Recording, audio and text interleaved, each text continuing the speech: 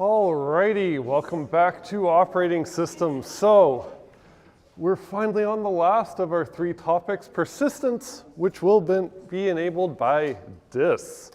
So I always like asking this at the beginning because, I don't know, the answer doesn't really change, but how many of you, by show of hands, have seen a hard disk drive, like the spinning hunk of metal? Wow, actually more than I thought. You've seen it, have not used it probably, right? So, back in the olden days, they were more common in computers, and we talked about how to schedule them and all that stuff. Most of you haven't seen them, so we skip that and go directly into SSDs, or solid-state devices. So, there are more modern hard disk drives, if you haven't used them before, is like a spinning platter of metal that reads magnetically and figures out and stores data persistently that way. So whenever you power off your machine, right, your data is still intact. So we've advanced and we use something called solid-state drives now. They use transistors. There's no moving parts like RAM, but whenever you shut off power, that data is still around. Whenever you pull power out of your computer, RAM disappears. Here with SSDs, it's persistent. When you pull it even without power, all of the information is still on that device, which is why you can boot Windows over and over again. So some pros compared to that is no moving parts, no physical limitations. If it's a big hunk of metal that spins around, well, it can only spin so fast without lighting on fire. There's like a magnetic head that has to go read it, so it has to physically move back and forth. It can only go so fast. And SSDs have higher throughput, good random access, so it doesn't have to wait for a hunk of metal to spin around.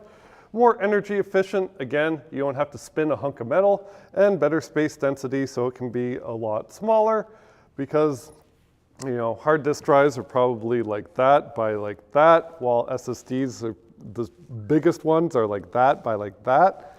So a lot better space density, and of course it can be much, much, much smaller than that. But the cons are, SSDs are more expensive than hard disk drives, especially if you need to store terabytes and terabytes of information. They have lower endurance, so there's only a limited number of writes that they can perform until they don't work anymore. And they're also slightly more complicated to write drivers for, although that is slightly debatable. We'll get into some of the reasons why today.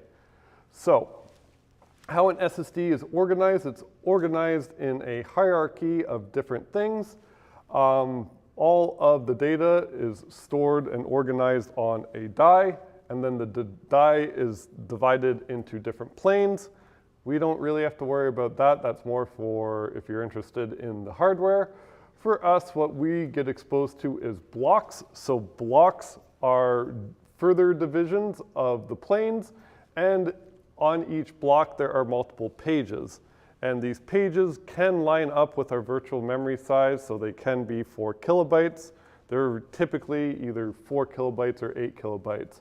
But pages on an SSD can be, slightly different than pages in our virtual memory, but we can just assume that they more or less line up and they're 4 kilobytes. So this is how it's organized, and we only need to know that, hey, blocks have multiple pages on them. So pages, typically they're 4 kilobytes. Again, they don't have to be. And the way they work, or their speed, is reading a page is very, very quick, like 10 microseconds. Writing a page is about 10 times slower than that, like 100 microseconds. And then erasing a block is 1 millisecond. Which is much, much, much slower than that. And you might notice here that there's a weird thing because we cannot erase individual pages. We can only erase blocks at a time, which makes SSDs a bit more complicated to write drivers for, and actually needs the help of your operating system to get much better performance because, well, this weird hitch, I don't know why this is, but this is just how it works. I don't know, physics or something like that. So it can only erase blocks at a time, and then you can write individual pages. And again, blocks contain multiple pages all at once. So uses pages and blocks. You can only read complete pages, and the other weird rule is you can't just write to any random page you want. It has to be freshly erased. So you can only write once to it after it's been erased. If you want to write to it after that point, you need to erase it again. And to erase it, you need to erase the entire block. You can't erase an individual page.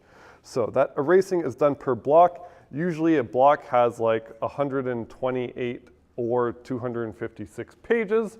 And again, that entire block needs to be wiped out before you can write to any individual page, which is the operating system's job to figure out when I can actually erase pages and what pages are actually used where. And also remember, writing might be really, really slow if I need to create a new block. So if, all my other pages have been written to before, if I need to write a new page to the SSD, it might necessitate me erasing a block in order to write that page, which might be very, very slow. And that is why our performance will not be that great sometimes. So the OS can help with this a little bit. So the SSD needs to garbage collect blocks. So if you're not using any pages, well, what it might do is be like, okay, this block is almost unused. Maybe I want to move some pages out of that block so that I can actually erase that block, and then all of those pages on that block can be used to write new data to. Also, whenever you delete something, the pages might not be used anymore in your operating system, but the disk may not know that you're not using the pages anymore. So the OS might have to communicate to the SSD, hey, I don't use these pages anymore, even if you think the disk is full. The operating system's not using them, so I can just say, hey, I'm not using these pages, so go ahead and delete them. So the OS can also use this something called a trim command to inform the SSD that an entire block is unused. That way, hopefully, while the SSD is going to be smart enough that if it's otherwise idle, it will know that, hey, that block's unused, I can go ahead and just erase the whole thing whenever I have otherwise idle time. So that will get the most out of your disk and improve performance, and that's enabled by pretty much every single operating system now in existence, since SSDs are very, very common. But that's the whole kind of idea behind that. The operating system has to hopefully use pages correctly and be able to know that, hey, SSD, I should tell you if an entire block is unused, so you can go ahead and erase it whenever you're otherwise idle. So far, that is the whirlwind tour of SSDs, and so far we've been talking about single devices. So most of you probably have a single hard drive, which is sometimes jokingly called a single large expensive disk. So it's just one big large disk for your data. This is what probably most of you do right now. So what do you guys do if your hard drive dies? Cry, right? So what's a better idea to do instead of cry? So you probably should back up your data somewhere else at minimum, or you should use something called a redundant array of independent disks. So being clever, hard drives are actually quite cheap.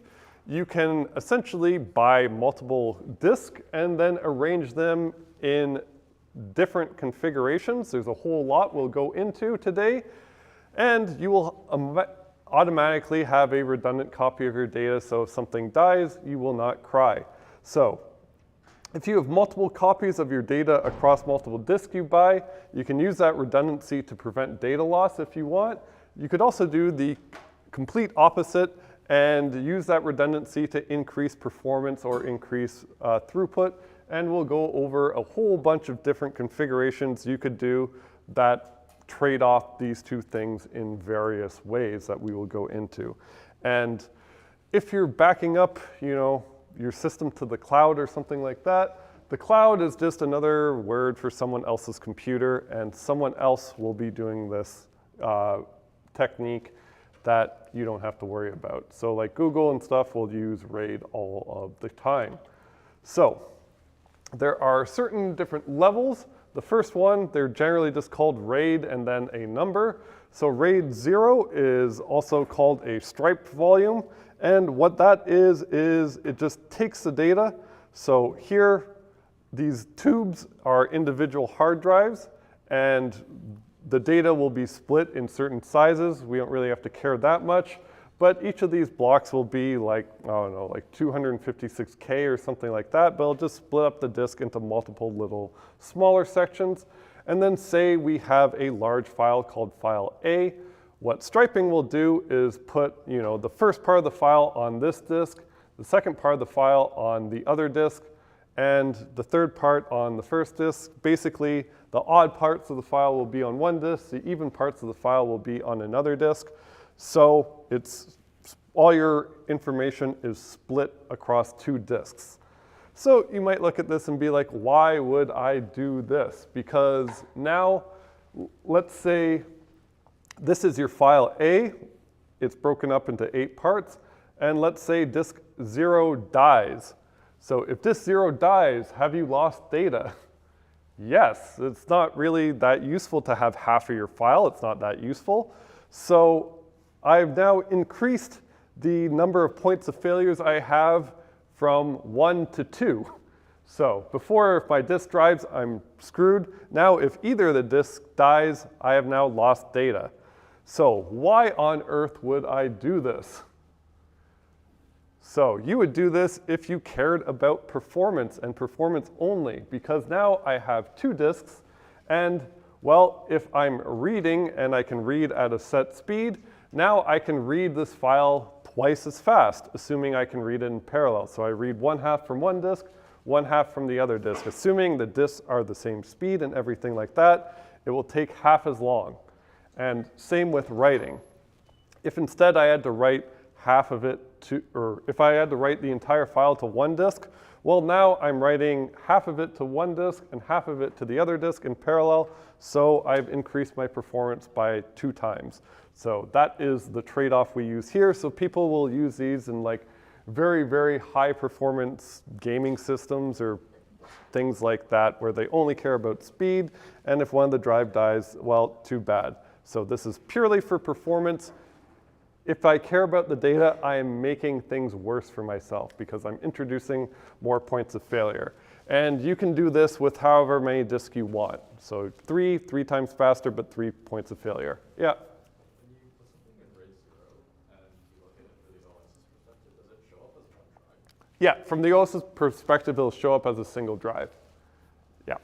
So all these will show up as a single drive for you. So from your point of view, you wouldn't even know it's in RAID 0 unless you go into the configuration and everything like that. But some people just sell it to you, it goes twice as fast. But if one thing dies, you are now screwed. All right, questions about RAID 0. So this is go fast. So the opposite of this is something called RAID. Oh, wait, I have to, talk about this. So for performance only, data is striped across all the disks in the array. You can have more than 2, so you could have 4, goes 4 times as fast, but now you have 4 points of failures. The pro, much faster parallel access, roughly n times speed up, assuming everything can be done in parallel. But the con is that any disk failure results in data loss, more points of failure. The complete opposite of that is something called RAID 1, and that is also called a mirror. So that will make every disk an exact copy of each other. And it will do this automatically. So in Windows, it will only appear as one C drive or something like that. But whenever you actually write data to it, then, well, it's automatically copied on every single device. Every single disk is an exact copy of each other. So for this, it can also expand as many drives as I want. So if I had 4 drives, there would be 4 drives that are all exact copies of each other. So now if disk 0 dies, have I lost any data? No, right? I'm good. If I have 4 drives in RAID 1 and 3 of them die, Have I lost any data? No, right? They're exact copies of each other, and that's, as long as I have one copy left, I have not lost any data, so I will not cry or anything like that. So it's kind of like an automated backup. It's not really a backup. People will yell at you if you call this a backup, but it's another copy of your data on a different device. So with this, how's my read performance? How much better is it than a single drive? The same? Think outside the box a little bit. So, yeah. By how much? So before I got, with 2 disks, with RAID 0, I got twice as fast, right, for reading? Why was that? Well, before I read half from one disk and half from another disk. Can I do that now? Yeah, right. I can still read half from one disk and half from another disk. So my read performance can be n times faster, where n is the number of drives. If I had 3 drives, right, just because it has an entire copy of the data, doesn't mean I have to read it all from the same device. So if I had 3 drives, I could read data 3 times as fast. The only thing here that doesn't speed up is writing. So writing does not speed up at all because it has to write it to every single drive. If I assume it can do it in parallel, the write performance is the same as a single drive. So everyone okay with that? So I can improve my read performance, my write performance won't go up, but I have the greatest redundancy here. So it's simple, but it's fairly wasteful because every disk is an exact copy of one another. The big pro is, well, good reliability. As long as there's a single disk left, I didn't lose any data. That's great. I get good read performance because, well, I could just read an nth of the file from each drive. But the con is there's a really high cost for redundancy. I can do a lot better, and the write performance is not that great. So I hopefully can split the difference. Yeah? Why isn't there a speed up for the writing as well? So for writing, since like if I had to update file A, I have to update file A to every single drive, right? So assuming I can do it in parallel, I can do them all, like it's just writing to each disk at the same time, which is the same as writing to one. All right, so these are the 2 extremes. There are some things that lay in the middle. So there is RAID 4. You might be like, what the hell happened to RAID 2 and RAID 3? They were mistakes, don't worry about it. So, won't go into what they do because they did some really weird things. This was the first idea that actually stuck, and this isn't even used anymore. So this is mostly to illustrate things. So what the idea of RAID 4 is let's say we have 4 disks, and well, we stripe data across 3 of them like this. So file A, so say we have file A, B, C, and D. Well, each different drive, each one of these 3 drives gets a different part of that file, just like in RAID 0. But unlike RAID 0, I want to tolerate a little bit of failure. So they introduced this thing called a parity disk. And that parity disk will essentially have a little bit of information such that if one of these drives die, I can actually use that parity information to reconstruct and rebuild whatever the data I lost was. So most of the time, this parity information is just an XOR of all of the bits on the different drive, and I can actually use that information to reconstruct whatever bit of data I lost. So as a quiz, can anyone explain to me what XOR does in plain English if I'm XORing 3 things together? If I'm XORing 3 bits together, what does that do in plain English? Yeah? You have an odd number of bits with 1, then it's 1. If it's even, it's 0. Yeah, so essentially if adding all the bits together is even, it's a 0. If adding all the bits together is a 1, it's odd. Right? That's essentially what XOR does across multiple things. And using that information, I can actually tolerate a disk failure. So let's say let's just use bits for now, but same thing would apply for bytes. You just have to do it 8 times. So say we have 3 drives, A1, A2, A3, oops, A3, and then we have a parity bit, which is an XOR. So if we have the bits 1, 1, 0, the parity of that, whoops, there. Was that the question? Ish? Okay, sorry. So you have 3 disks, A1, A2, A3, and then a parity bit, which is an XOR of all of them. So in this case, if A1 is 1, A2 is 1, and A3 is 0, if I add them all up, that is an even number, so my parity bit would be a 0, right? So now, knowing that one bit of information, if any of these drives die, I can actually solve the equation, figure out what died. So let's say A2 dies, right? So A2 dies, that whole disk drive dies. I have no idea what that information was. So in order to recover and not lose any data, what I can do is I can go to the store and buy a new hard drive, and we'll call it A2 prime. And using that parity information, I can actually uniquely identify what the bit is I lost, because I know that adding all of them together should be an even number. And well, if I add A3 and A1 together, that is an odd number. So this cannot be a 0, right? If this was a 0, that means that parity information should say the result of adding everything together is odd. So I uniquely know that what I lost was a 1, right? So if I lose a drive, I can go buy another one and then use that parity information to reconstruct that whole drive so I don't actually lose any data. It's just going to take some time to repair it. So everyone with me on that? Yeah? So can you only ever do with one drive? Yeah, so you can only deal with one drive failing. So let's say 2 drives fail.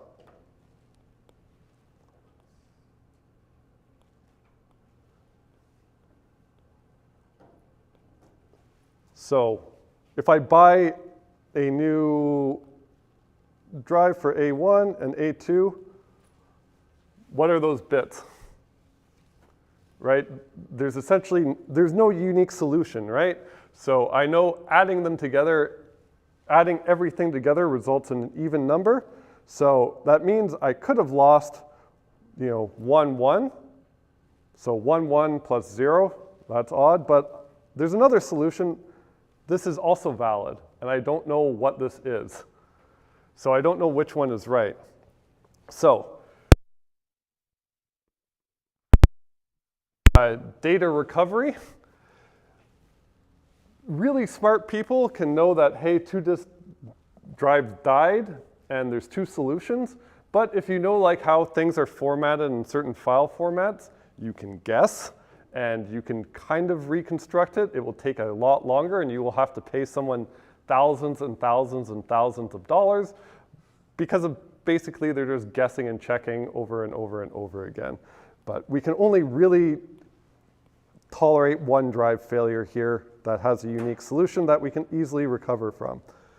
So, funny story time. I can only recover from one drive, right?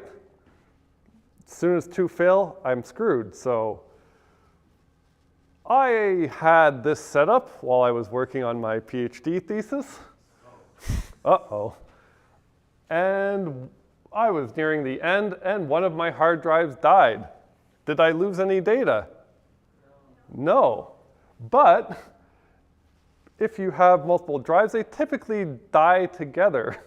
So I was a poor grad student working, so I did not replace it for 2 weeks. What happened? Another drive died. Did I lose data? Yeah. So if a drive dies, you probably want to go and replace it. Otherwise, you may lose data. So that is a word to the wise. So don't be like me and actually try and recover it.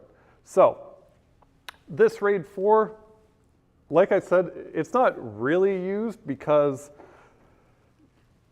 this parity has to be like recalculated if I update data on any of the drives. So it kind of concentrates writes on this, which isn't that bad, which is why this isn't really used. But yeah. Yeah, so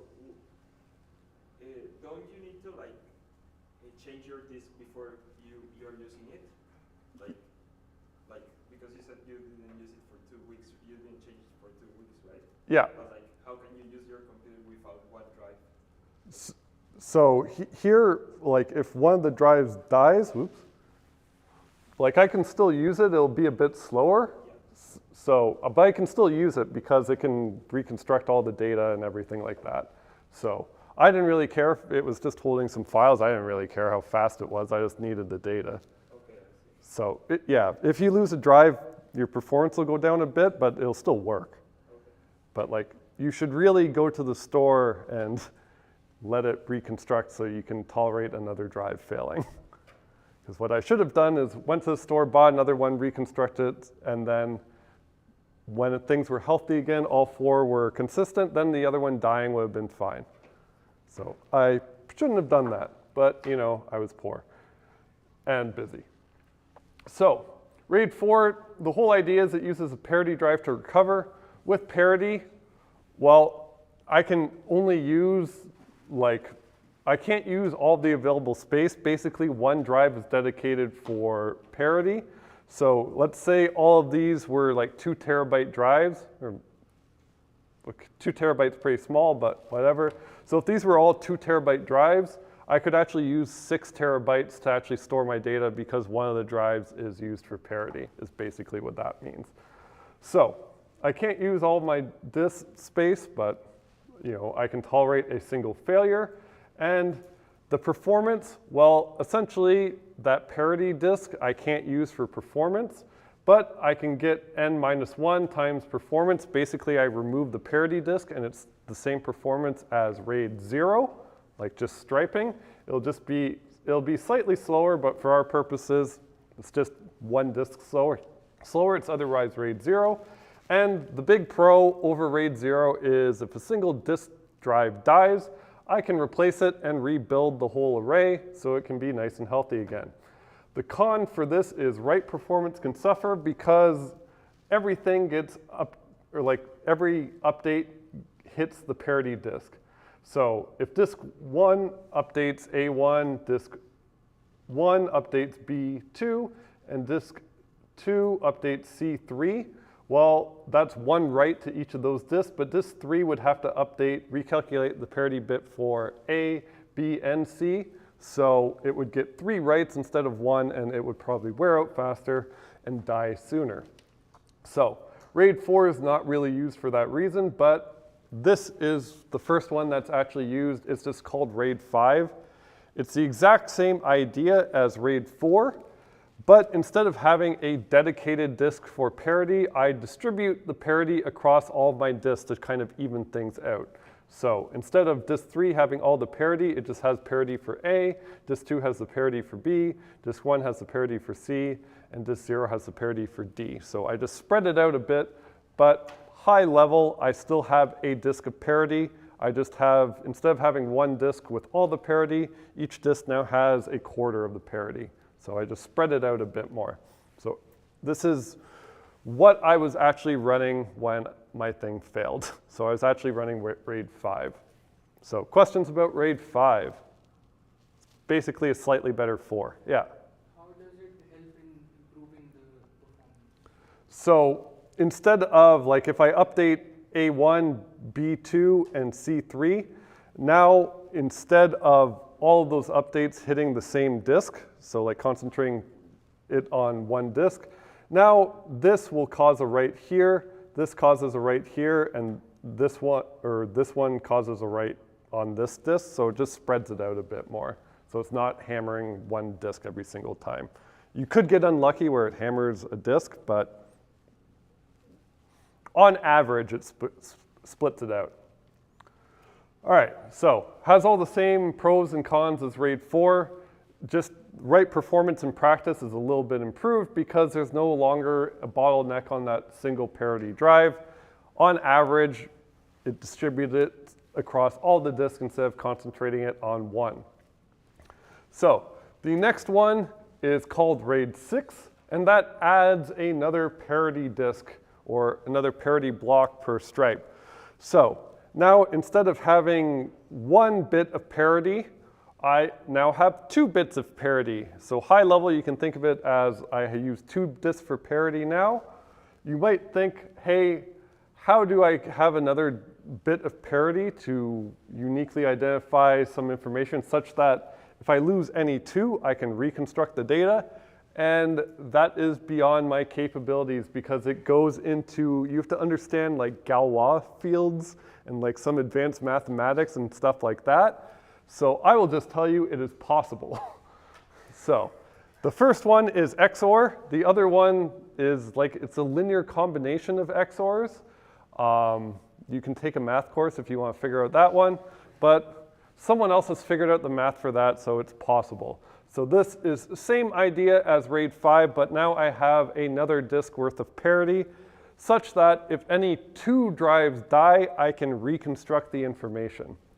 Other than that, I'm losing a bit more usable space. So now if all of these disks are like 2 terabytes, if all these disks are 2 terabytes, I can use 6 terabytes worth of information to actually store my data because essentially 2 of the disks are being used for parity. And like RAID 5, they're distributed across all the other disks. So everyone okay with this? So this is typically only used if you have like more than 5 disks, but at minimum it needs 4. So do the extra parity, right? I lose another drive for available space, and this needs at least 4 drives to work, and the write performance is going to be slightly less than RAID 5 because there's another parity calculation. So like my read and write performance, instead of being n-1, they're now n-2. But the big plus here is that now I can tolerate 2 disk failures without losing data. So maybe I should have done this, but if you only have 4 hard drives, then you can only have 4 terabytes to actually store the data instead of 6 if you used RAID 5. So I opted to have more space and assume everything worked, which it of course didn't. Yeah. Every disk here is a hard drive itself, right? It's not like a partition. Sorry? Every disk, like when you say a disk, you're talking about a single hard drive. Yeah, single hard drive, like a different piece of hardware, not a partition, right? Yeah.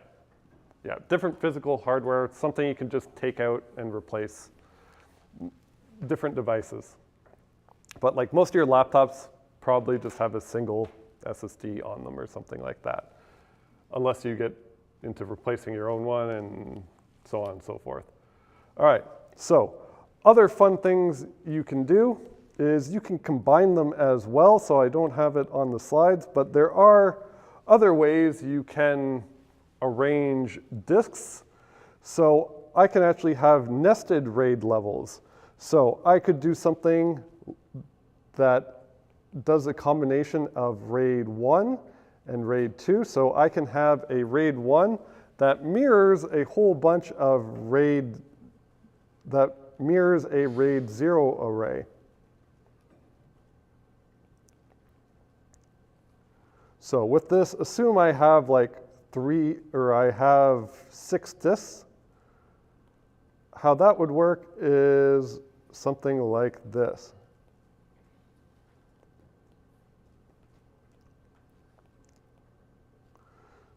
So in this case, let's say I have disk 0, oops,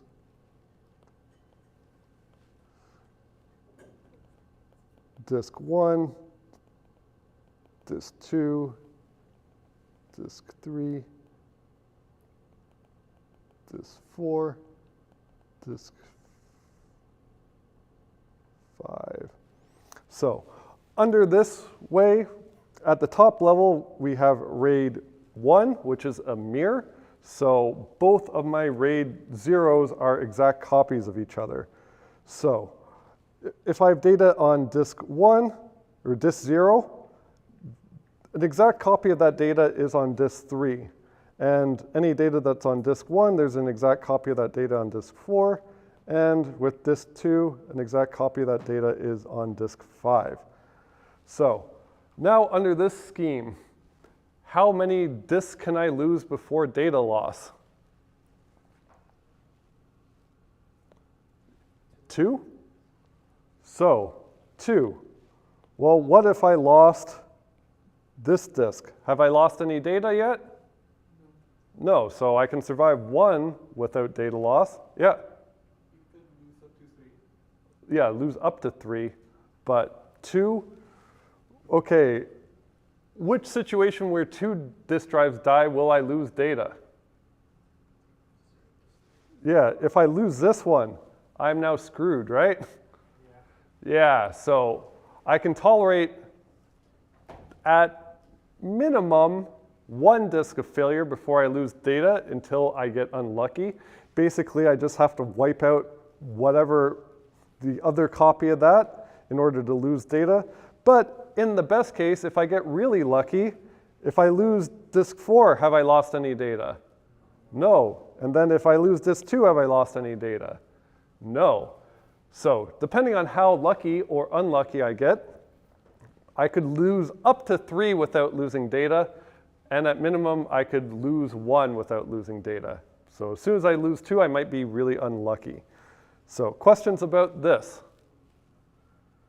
So this is called, for the nesting, they usually do RAID number plus number, and they use the lowest level first. So this is something called RAID 0 plus 1.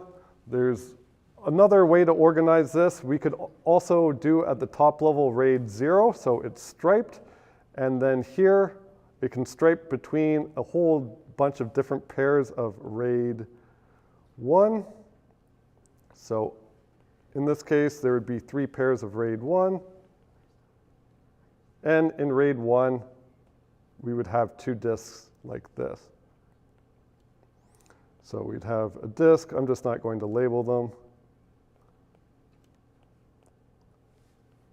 So we would have something like this, where instead all of the copies in this diagram look like they're beside each other. So those disks would have an exact copy of the data. These disks would have an exact copy of the same data. These disks would have an exact copy of the same data. So this is instead called RAID 1 plus 0, or you might find this called RAID 10. And for some very subtle reasons, this one is slightly better than the other one because, well, looking at it, it's a bit easier to tell who's paired with who than jumping across the stripe. So this one is actually slightly preferred. So we would instead use this one, but it has all the same properties of the other one, where we could lose, in this case, at minimum 1 drive, but up to 3, where every little partner gets killed. And then in this case, it's also one reason why you use RAID 10 instead of something like RAID 5 is it's a lot easier to reconstruct the data because I don't need to do any recalculation or anything like that. So if this drive dies, so say this drive dies, I just buy another drive, stick it in there, and to recover, it just has to copy data from one other drive. Doesn't need to recalculate anything. Just copying is going to be a lot faster.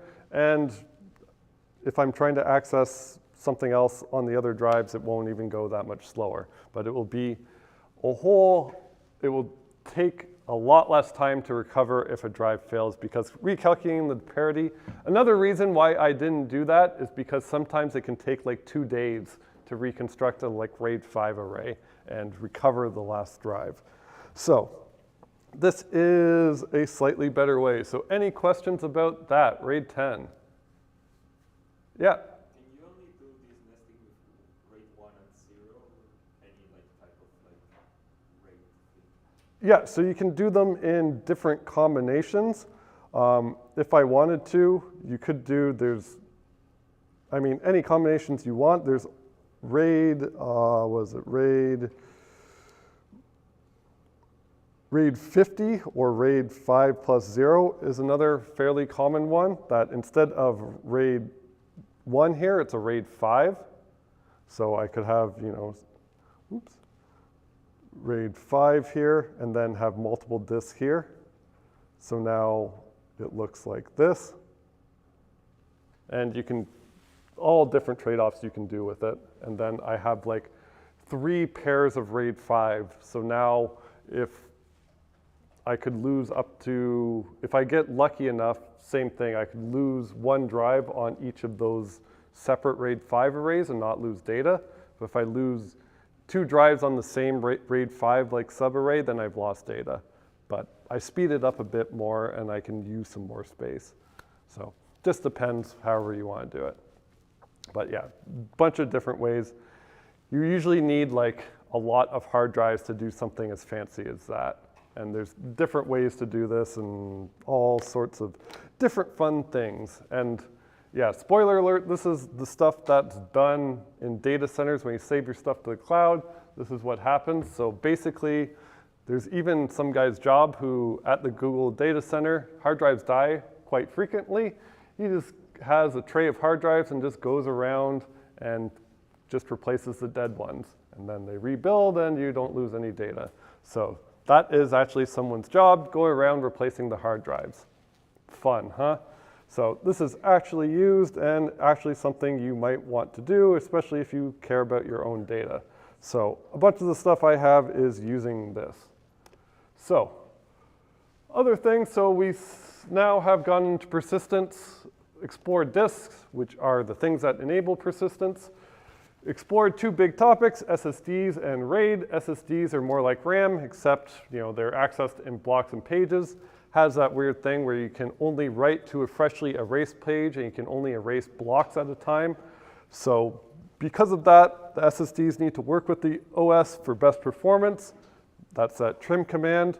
We will see more about how files are organized on the devices in the next lecture. And then we also saw RAID. We can use RAID, multiple disks, all arranged in separate ways to tolerate failures and improve performance in various different ways, ranging all the way from RAID 0, which is just go fast, I don't care about failures, all the way to RAID 1, which is just make an exact copy of everything. So as long as I have 1 disk alive, I have not lost any data. So, wow, we know we're on easy street now.